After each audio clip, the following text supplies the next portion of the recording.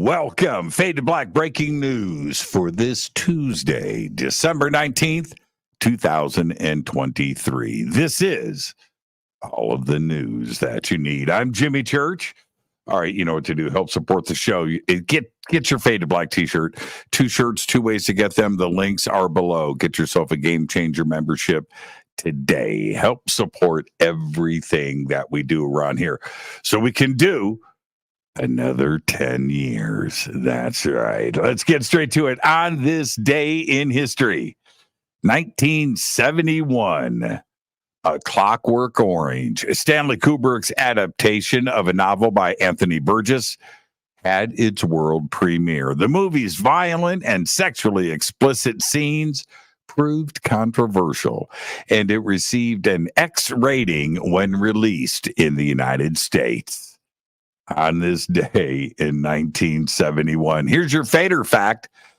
Mexico City has the largest population of American expatriates in the world, over 700,000, more than the entire state of Wyoming. And that is your Fader fact. Let's get to the breaking news. Scientists are working to assess the situation in Iceland's Reykjanes Peninsula,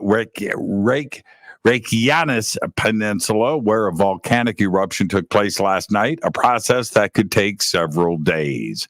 While the eruption does not pose a threat to life, gas pollution could reach the area of the capital, Reykjavik. I always say that wrong. In the next day, police are asking people to stay away from the area of the eruption, warning that the gas can be dangerous. The size of the eruption continued to decrease today, but Iceland has recorded more than 300 earthquakes over the magma channel since the eruption started. And China had an earthquake at virtually the same time last night. Are they related? I'm just saying. All right. A laser communications experiment flying aboard NASA's Psyche mission just beamed back a video to Earth from nearly 19 million miles away. And the short clip stars a cat named Taters. It's the first time NASA has streamed a video from deep space using a laser. In the ultra-high definition video, Taters chases a red dot from a laser pointer as it moves across the couch. The cat video is transmitted to Earth from a flight laser transceiver as part of the Deep Space Optical Communications Experiment, otherwise known as DSOC.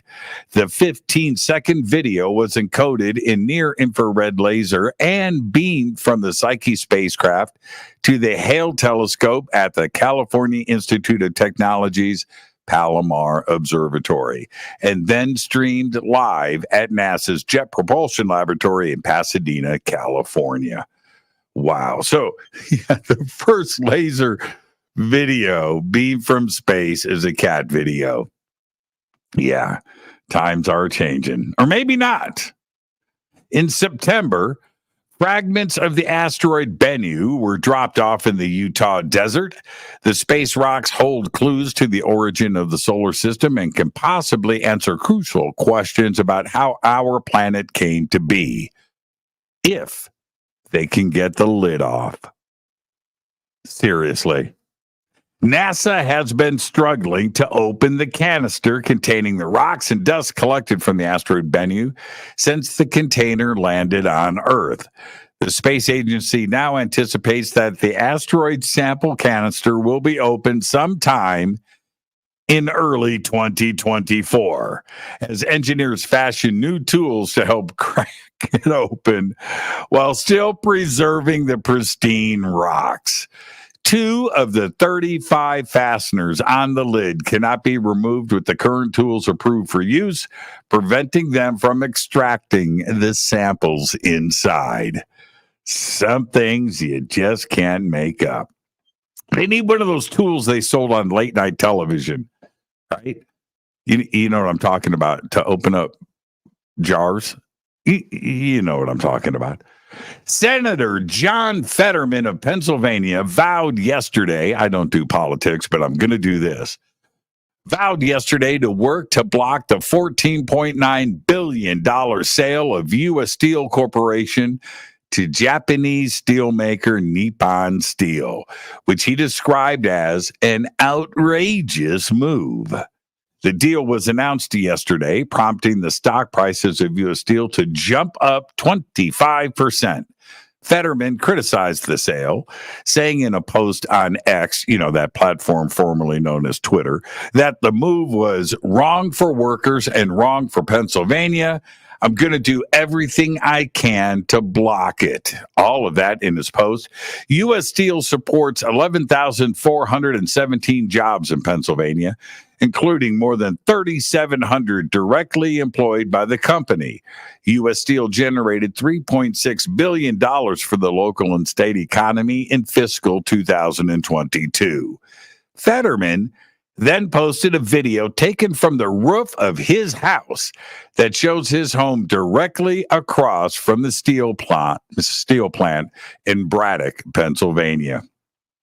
All right, very cool move. All right. The Dordogne region of southern France is home to over 200 caves decorated with Paleolithic art, but little is known about how old it is.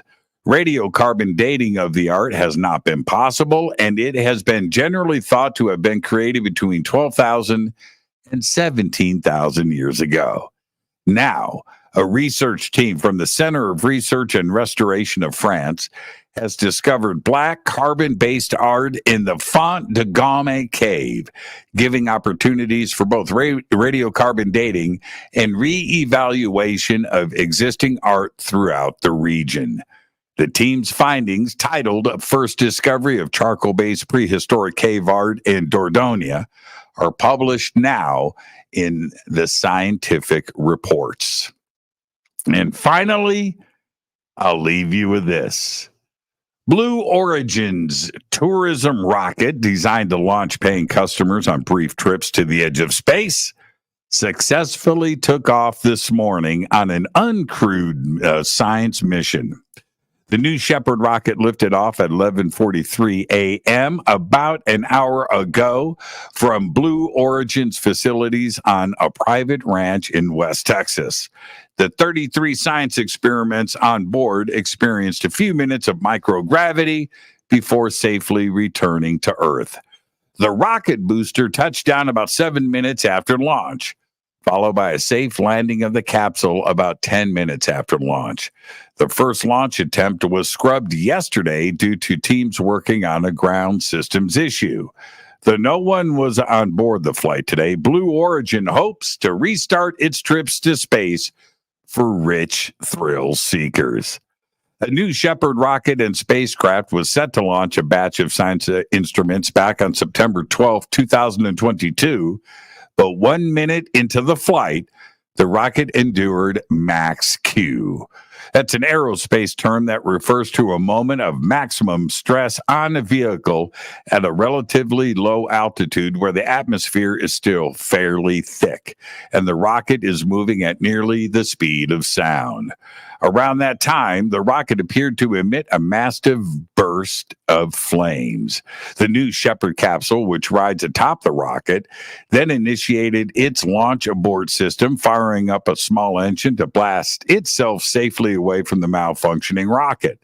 That system worked as intended, parachuting the capsule to a safe landing. Before the September 2022 failure, New Shepard rockets had flown 22 consecutive successful missions, including 6 with passengers on board. Bezos himself flew aboard the rocket in 2021. Blue Origin is racing to deliver on another key project, a massive rocket called New Glenn that's capable of hauling satellites and other large payloads into orbit. That rocket is years overdue, and the same engines that will power New Glenn's rocket booster, the BE-4 engines, will also fuel a new line of rockets developed by United Launch Alliance. That's the joint venture with Lockheed Martin and Boeing. United Launch Alliance's new Vulcan Centaur rocket is slated to launch its first mission, delivering a NASA-sponsored lander to the moon. There you go. There's all the Fade to Black breaking news that you need for this Tuesday, December 19th, 2023. Fade to Black breaking news is produced by Renee Newman. Tonight on the show, it's Krampus. It's the holidays and other stories. I'll see you tonight on Fade to Black. I'm Jimmy Church. Go Beckley Teppy.